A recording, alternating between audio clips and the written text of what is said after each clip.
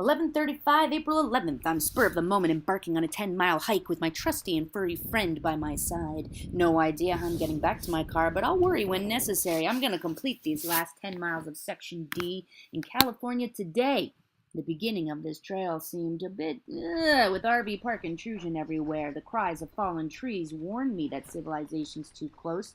But within minutes, my concern is washed away as a flash-flowing stream invites my four-legged friend to roll and frolic within its clear and refreshing body.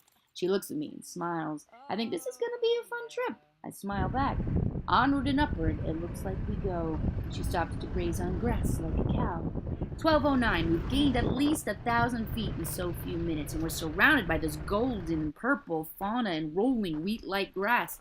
1 second we're just climbing into dust, and then boom, color with blues and yellows and purples. There's this one flower. It's bulbous and spiky like an atom under the microscope, but it has these bright blue needles, which are fascinating.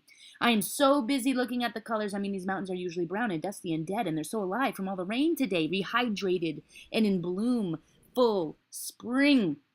Oh, look at this boulder from Mars. It just came around the bend. Such unusual architecture for this landscape. The four-legged monster's panting with this elevation. She gets to ride on my shoulders. Okay, it's poppies. This field is surrounding me with orange and gold poppies. It's a sea of green with touches of gold everywhere. I can't not spread a little of monkey's ashes here. 12:47 p.m. I don't see how anyone wouldn't stop when there's color here. Early summer, when all the PCT hikers are marching through here to get to Washington in 4 months, they'll see it. They'll see it, and she'll happily run alongside to say hi. And when she doesn't have visitors, she has this green field in view with plenty of lizards and mice to keep her pouncing and leaping all day long. Thank you, Great Spirit, and the native peoples whose land I sprinkle monk on this feels like a good place. 1:17. It's starting to be in the middle of nowhere, yet I see these power lines and fire rods, and nature cannot escape the presence of mankind or its footprint. I write this as I hear two planes, one small, one large, burring across the sky. Bye, man. I had to quickly pass across the top of this hill. 1:17 p.m. For as I rounded the corner, there were two bulbous rocks with cave-like circular indents and holes. I think I see movement. A mountain lion or a coyote's den, I'm sure. I have to get this little one quickly through. I stop every 30 seconds and listen for stirring in the grass. Other than the wind, I hear nothing. Half my sandwich, 1:48 p.m., begged to be eaten. The little one begged, and half of my sandwich was eaten by me. I just passed a young gentleman, obviously a through hiker heading to Washington, with his dusty pants and boots and plaid button down, rolled up to his elbows, with long, lanky poles, giant pack matching his long and lanky limbs. Good day, young traveler, good day. We were startled by the raging and shrieking of a snake's rattle. I quickly grabbed the little one so she wouldn't investigate that shade bush that was just making so much noise. Sorry, little one, you're going back in my bag. I did go back to see if my footsteps would trigger another rattle or a thrash. Okay, no, but let's not tempt fate. 257 shoulders are very sure, not using my regular bag since this was just a long day hike. Valley, you're not so light after hour. After all, time to drink and listen to the wind. You're walking on your own, baby girl. The wind, it's racing through the valley, turning the pages against my wrist as I write. And from the distance, I hear the 14, the beeping of cars of life. It was so quiet for a while, just me and the wind and the birds and my imagination.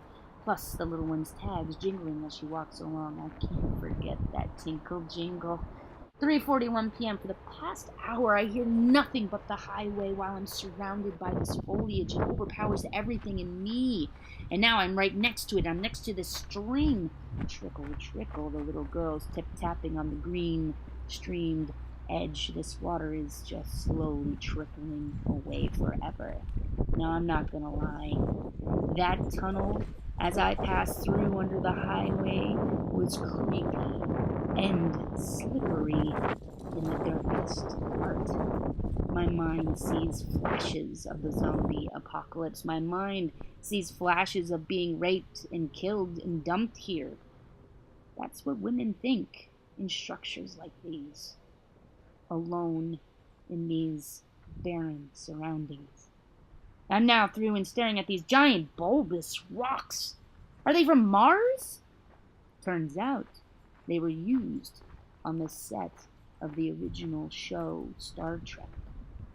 I wonder if William Shatner comes up here and cries. 4:47 p.m. The road, it has been reached, and civilization is literally at my fingertips as I request a lift to come bring me to my car. The little one smiles knowing she did her job well, protecting me. I smile back thinking, hey, I did a good job protecting her. The wind whistles, just waiting.